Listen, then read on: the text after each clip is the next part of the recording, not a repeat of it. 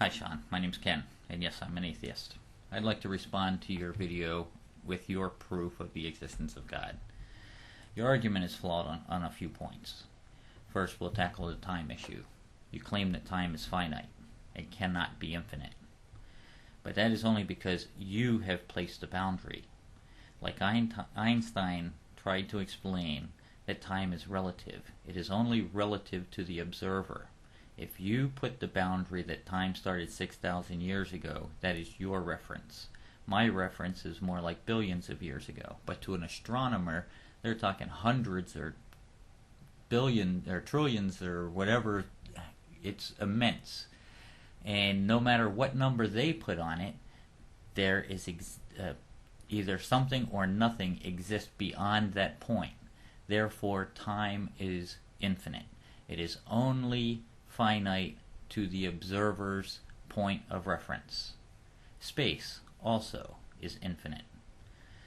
No matter what your boundary of space is, there's something beyond that boundary, or nothing beyond that boundary. The point is, there is beyond that boundary. If I close the door to this room, you would say that there's a finite amount of space in here. But the truth is that something exists beyond that door. Therefore, space is infinite. While the space may not be occupied, the space is there. Whether something is in it or nothing is in it, it is still space.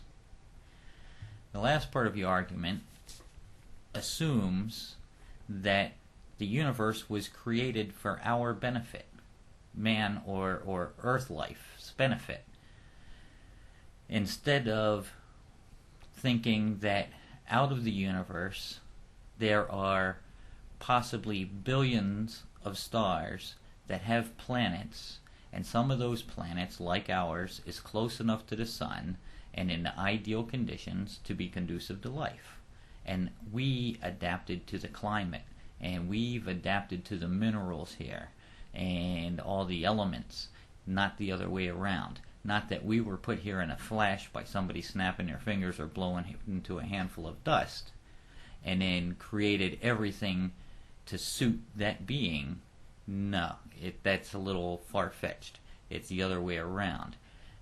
The universe was created. This piece of rock close to a sun just so happened to be in the ideal spot that it could support life. And life did spring on this rock and evolved to what we are today.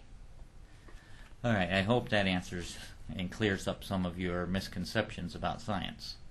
Thanks, have a good day.